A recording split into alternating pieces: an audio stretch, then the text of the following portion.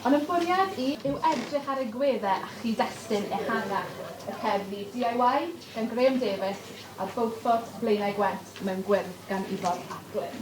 A ni'n mynd i gwestiynu efallai, fel mae tudur bod yma os herio pa mor berthnasol efallai yw ddadl am y gŵr sydd ar y gorwel, Cergyr ac Owen. I ni'n mynd i gwestiynu efallai a'i dirywiad cymdeithasol mae'r cerddi yma yn ei trafod. Felly, yn bwriad ni, fel o'n i'n dweud, bydd Gwennan yn bwrw golwg sosio-ieithyddol ar y gerdd DIY gan Grahame Davies. Cerdd sydd falle ar yr olwg gyntaf yn anobeithio i raddau, ond oes na obaith rhwng craciau'r muddiau yn y gerdd hon. Rydyn bydda i yn trafod gwrthgyferbyniadau a thechnegau arddull Beaufort, Blaenau Gwent Mewn Gwyrdd gan Ifor a Glyn, gan edrych ar y defnydd o liwiau a hefyd y pathetic fallacy sy'n digwydd yn y gerdd. Ac wrth gwrs, byddwn ni'n ystyried elfennau synoptig a chysylltiadau ehangach i'w trafod wrth ymateb i'r cwestiwn arholiad. Felly, na i drosglwyddo i Gwennan am y tro i drafod DIY gan Grahame Davies a'i sôn am y cyd-destun ehangach, a falle roi edge fach gwahanol i'ch trafodaeth chi o ran y gerdd arbennig hon. Diolch, Miriam. Okay, so DIY gan Grahame Davies. Dirywiad cymdeithasol neu beidio. Dwi, fel dwedodd Miriam, yn mynd i edrych ar ongl sosio-ieithyddol ac yn benodol edrych ar ystyried y tensiwn mae Grahame Davies yn trafod o cydweithio gymunedol a shift tuag at yr unigolyn. Ydy hwnna yn arwydd o rhywbeth da, rhywbeth gwael, cawn ni weld.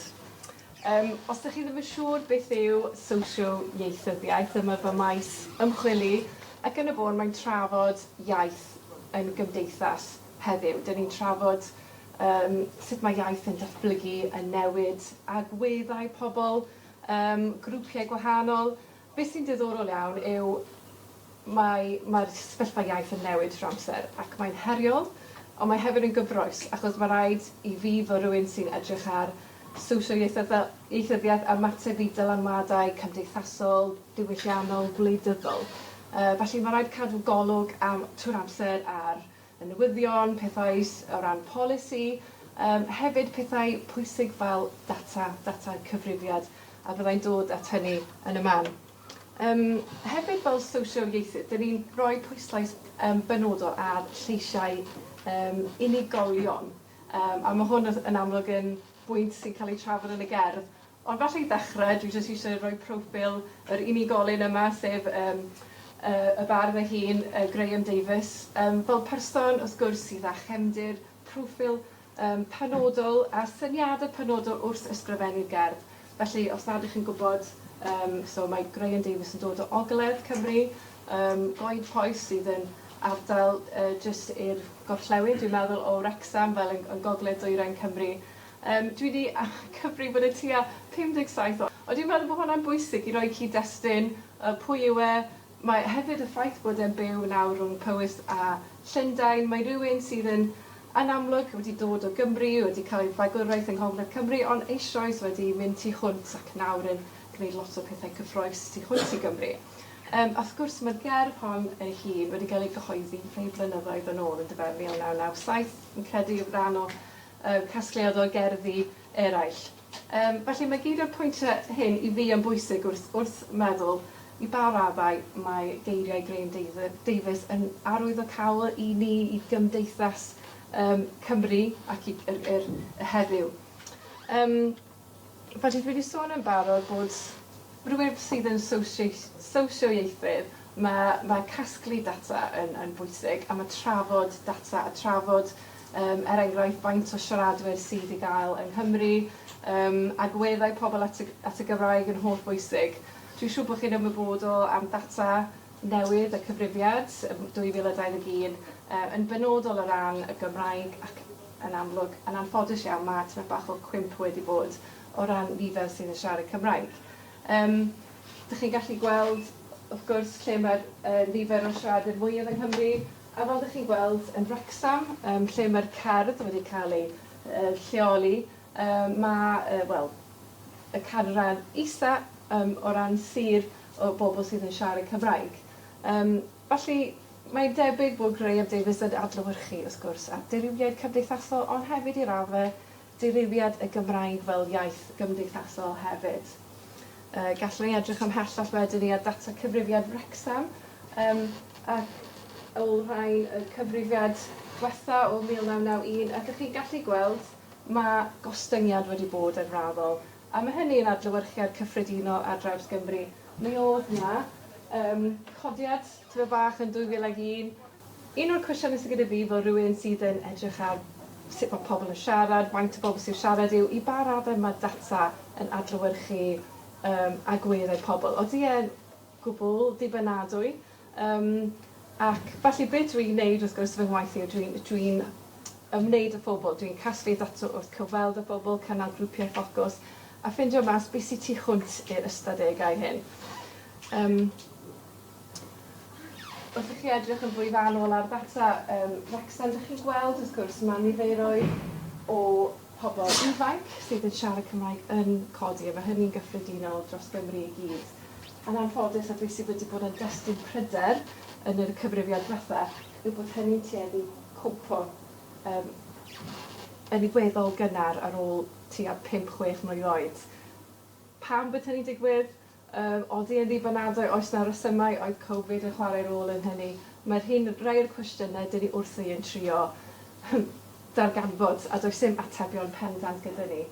Ond mae'r ffordd gallwn ni ddweud bod diriwiad cymdeithasol ar waith wrth chi edrych ar y data yma. Sy'n tyma bach yn ddigalon i wedi gwir. Ond dwi'n credu bod yn ateb y stori gyd, a dwi am gofyn y cwestiwn nawr, ydy'r gerdd, ydy'n adlewyrchiad teg o'r Gymraeg yn Wrecsam? Ac dwi'n sôn am heddiw, beth sy'n digwydd heddiw. Ac ar gyfer y cyflwynydd yma, dwi'n gwneud tyfa bach o gwaith maes. Dwi wedi holi safpwyntiau pobl eraill, 2 person dwi'n nabod sydd yn gweithio y meysydd addysg yn benodol, un fan hyn sy'n gyfarwyddwr sefydliad rieni dros addysg Cymraeg, person arall dwi'n nabod sy'n byw yn yr ardal, sy'n byw yn Wrecsam, sydd yn gweithio o ddydd i ddydd gyda pobl sydd yn dysgu Cymraeg. A beth maen nhw'n credu? Maen nhw'n ymwybodol fel mae'n digwydd o gerdd Grahame Davies. A beth maen nhw'n meddwl am y gerdd? Odi e wir yn adlewyrchu teimladau nhw am Wrecsam heddiw. So jyst ambell i thema sydd gyda fi, a un peth sy'n amlwg, a mae hyn yn gyffredin i Gymru. A mae rhaid i ni ymfalchio yn y ffaith bod twf addysg Gymraeg yn digwydd. Ond yn ôl Elin, sydd wedi sôn fan hyn, mae Wrecsam yn gwneud ymdrechion penodol i arwain yn y sector twf addysg Gymraeg. Beth sy'n ddiddorol i fi yw wedi sôn am gwaith nhw o ran trochi hwyr ddyfodiau. Dwi ddim yn siŵr os chi'n deall y termna, ond un peth sydd ddim sôn amdano fe o ran data cyfrifiad Wrecsam, yw mae llawer iawn o bobl yn cael ei geni tu allan i Wrecsam wreiddiol ac yn symud i mewn yn hwyrach. Felly mae lawer o bobl, falle o Loegr, falle hyd yn oed o wledydd eraill wedi symud i mewn i'r ardal. Ac mae nifer ohonyn nhw, wrth nhw symud i mewn, yn penderfynu, teuluodd yn penderfynu, dwi eisiau fy mhlentyn i gael addysg Gymraeg. Ond wrth gwrs mae'r heriau, os nad ydych chi siarad Cymraeg, a ydych chi falle yn ymuno, dwedwch chi ym mlwyddyn 90, mae rai bod ymdrech mawr i trochi, wneud yn siŵr bod unigolion yn cael y cymorth a chefnogaeth i ddysgu Cymraeg. Mae Wrecsam yn arwain y ffordd yn hynny, a wedi clywed nifer o bobl yn sôn am y gwaith gwych maen nhw'n wneud. Peth arall, wrth gwrs, fi'n siŵr ydych chi'n ymwybodol, mae pawb yn gwybod, Cymru bod pawb yn gwybod bod Wrecsam ar y newyddion tipyn dyddiau yma oherwydd y tîm pêl-drod. Maen nhw wedi wneud yn arbennig o ran yn ddiweddar wedi cael dyrchafiad, ac mae hynny, wrth gwrs, wedi cael goblygiadau cadarnhaol iawn ar y Gymraeg, a'r teimlad o Gymreigdad, teimlad o gymuned hefyd. Mae eiriau fan hyn yn dweud, mae sefyllfa'n gwella o ran normaleiddo Gymraeg, mae yna deimlad llawer mwy cadarnhaol am yr iaith, a hefyd gan Gymreigdod yn Wrecsam. A felly, wrth i Grahame Davies sôn am diriwiad cymdeithasol a ffaith bod adeiladau, fel byddwn ni'n clywed nes ymlaen gyda Miriam gyda'r gerdd arall o ran capeli, yn dirywio, neuadd y gweithwyr. Y gwir yw mae'r Gymraeg yn datblygu. Mae e'n shifftio trwy'r amser, ond hefyd yn y gymdeithas fel mannau lle mae pobl sy'n siarad Cymraeg neu pobl sy'n eisiau dysgu Cymraeg, mae llefydd yna yn amrywio. Mae yna peoedd, mannau canolfannau neu canolbwyntiau gwahanol newydd y Gymraeg. Llais seren yw un o'r canolfannau pwysig nawr ran y Gymraeg yn yr ardal, a dyna lle mae lot o ddigwyddiadau cymdeithasol yn digwydd. Ond hwnna'n un o sawl canolfan. Hefyd, fel soniais i o blaen o ran y clwb pêl-drod, mae unigolion yn bwysig iawn.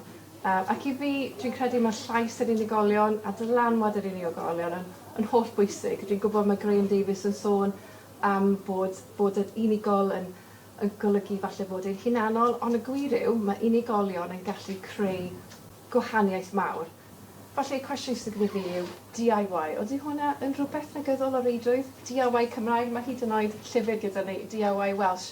A mae nifer o unigolion yn dysgu Cymraeg ac yn defnyddio'r Gymraeg am resymau gwbl wahanol, yn dysgu ar liwt eu hun.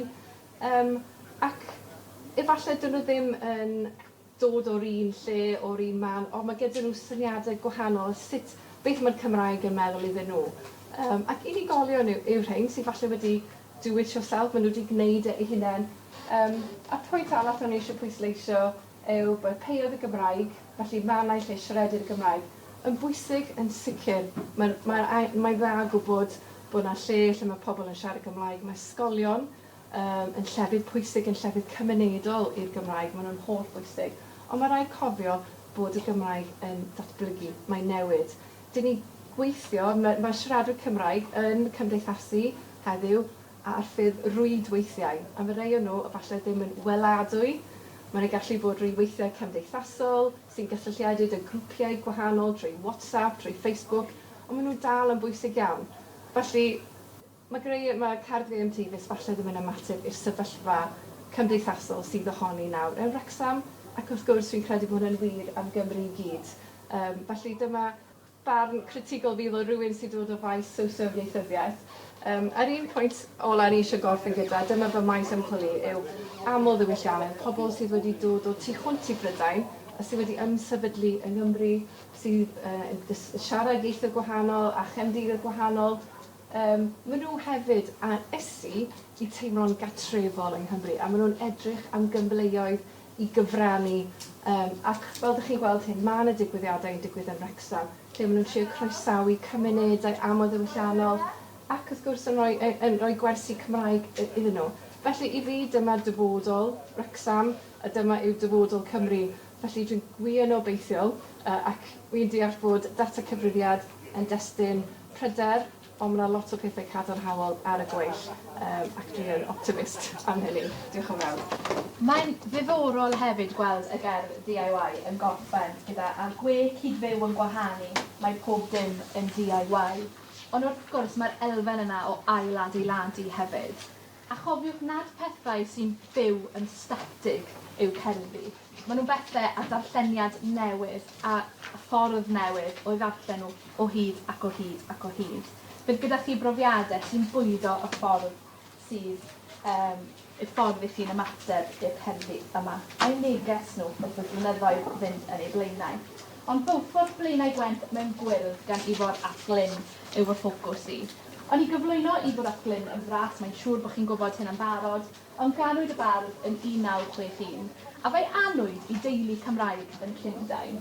A dwi'n gwybod mae yna nodiadau adolygu ar yr hwb, ac yn y nodiadau yna, mae Dafydd Morgan Lewis yn cael ei ddyfynnu, a mae e'n sôn am fagwraeth wahanol yma yn dod a think mwy gobeithiol y ffordd mae Ifor a Glyn yn edrych ar y Gymraeg. Felly oes, mae yna ddirywiad cymdeithas i raddau yn Beaufort Blaenau Gwent Mewn Gwyrdd, ond fel y gwelwn ni yn y man, mae yna obaith hefyd, mae yna olwg wahanol i'r cerddi yma. Felly ganed yn Llundain, fel dwedais, a wedi yna ymgartrefi yn Nhernarfon. Dyna Ifor a Glyn yn fras. Ac eto, y pwyslais bod e'n dod o safbwynt sydd falle fymryn yn wahanol.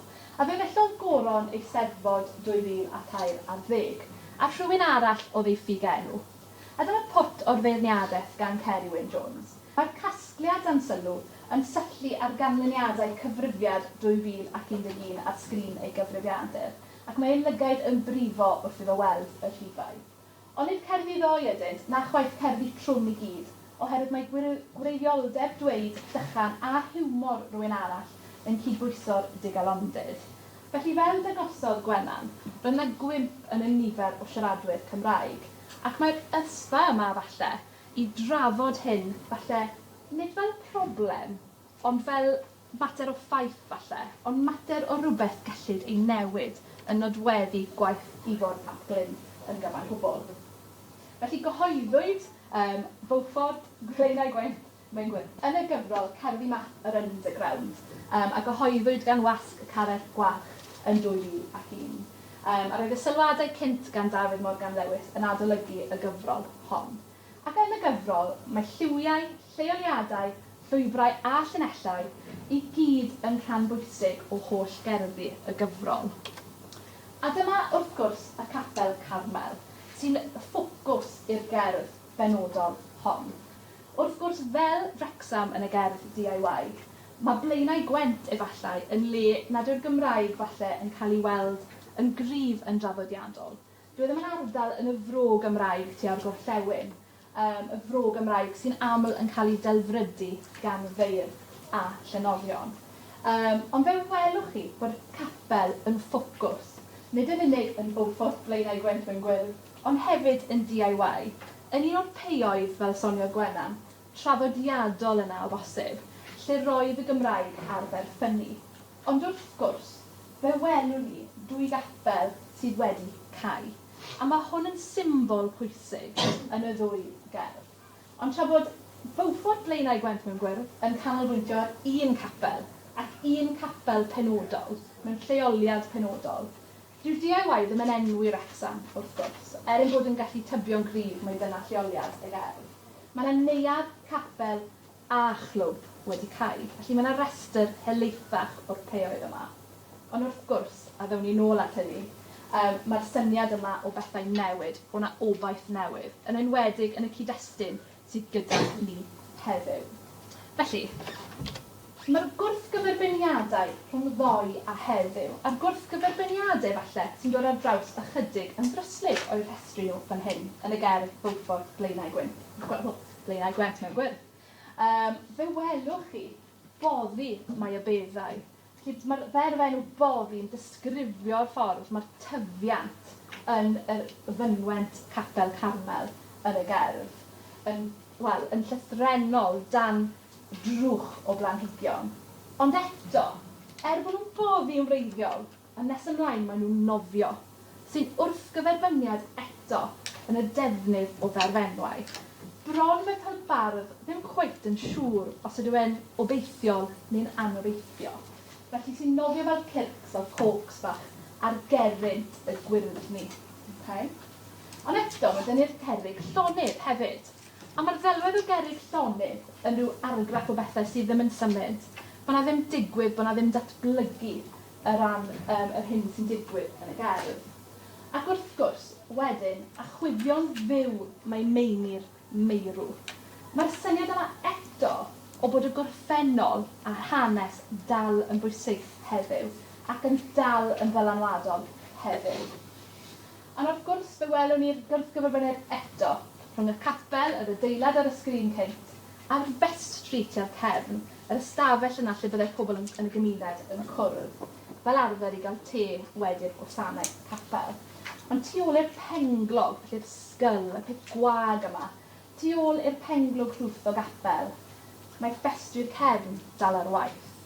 Felly eto, mae yna densiynau amlwg rhwng bwrlwm a hefyd llonyddwch yn y gerdd. Bron fel bod ni'n drasu'n lan, ydw e'n rhywbeth i ddathlu bod yna rhywbeth yn digwydd yma, ond ydw e'n digwydd yn y lle iawn.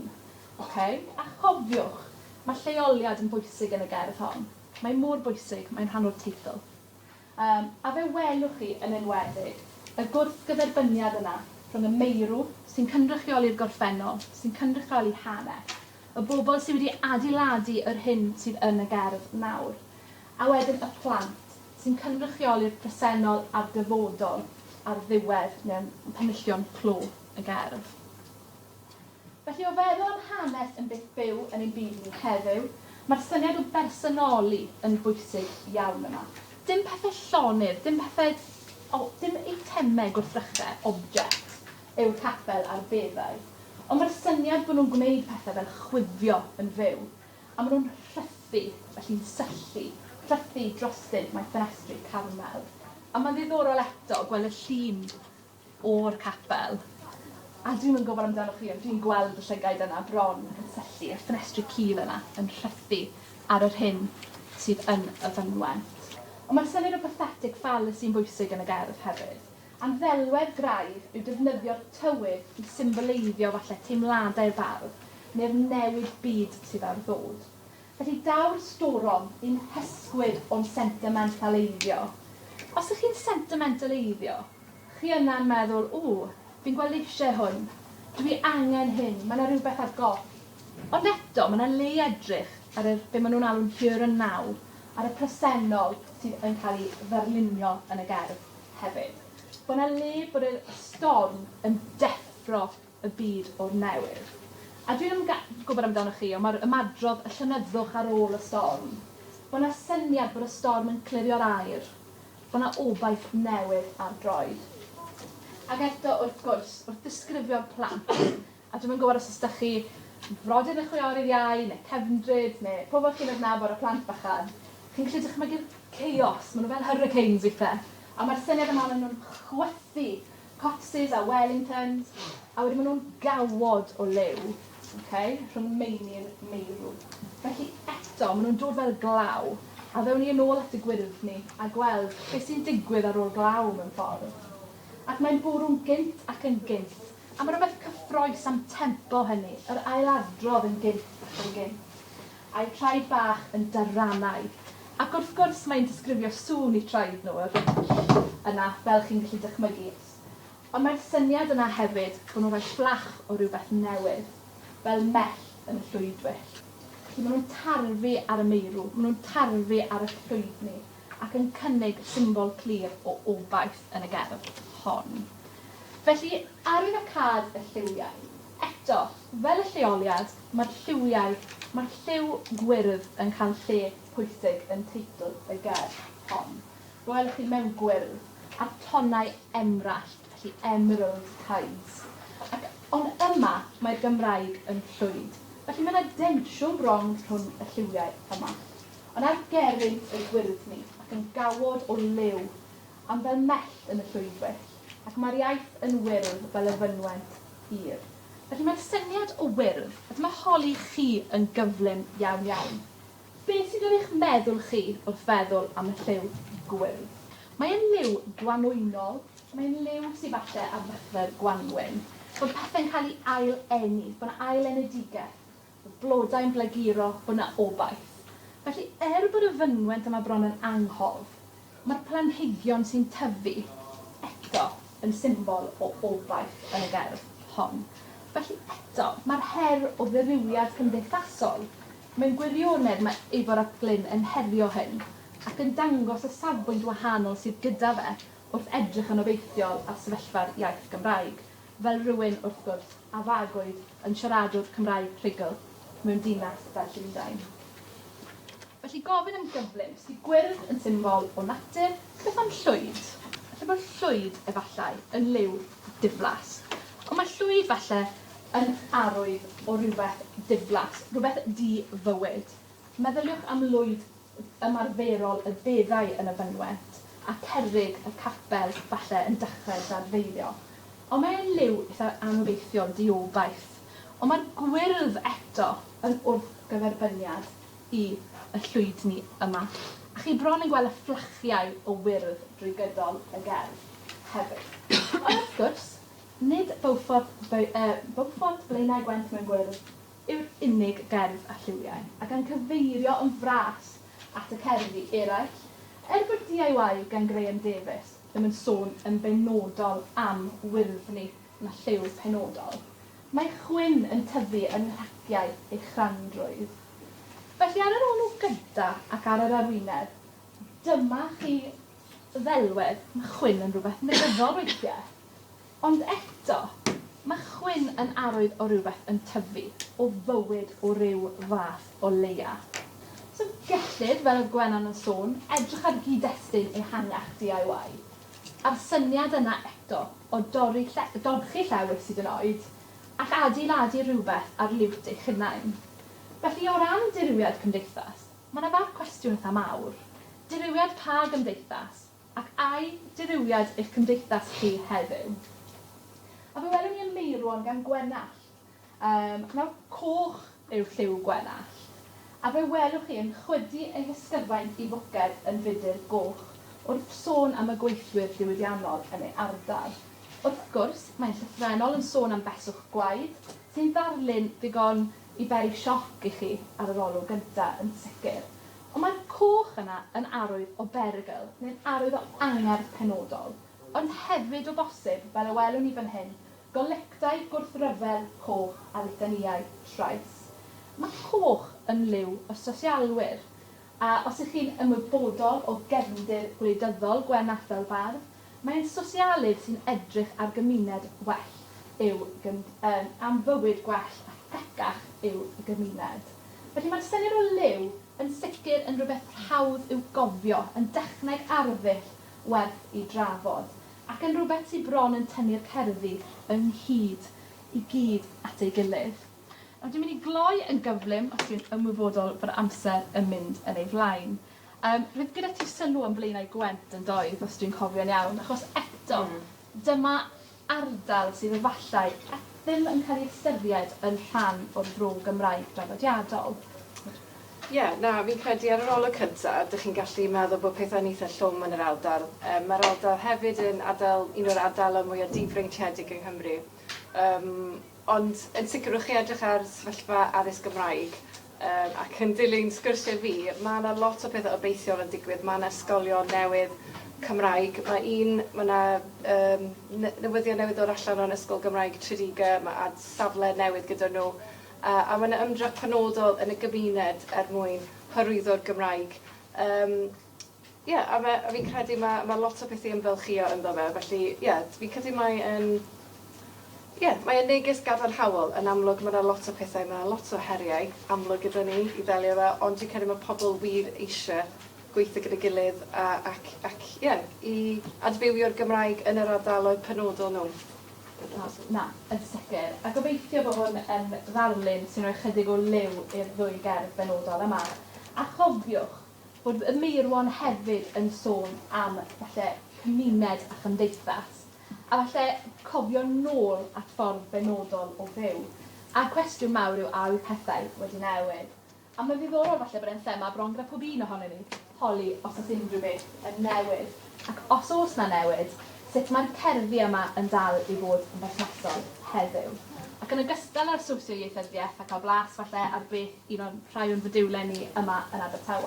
Diolch o Aelod Calon i chi gyd am eich gwrandawiad chi. Dwi'n gobeithio bod chi wedi mwynhau. Ond hefyd wedi cael bydd ohono fe wrth ymateb i'ch cwestiynau arholiad sydd ar y gorwel wrth gwrs.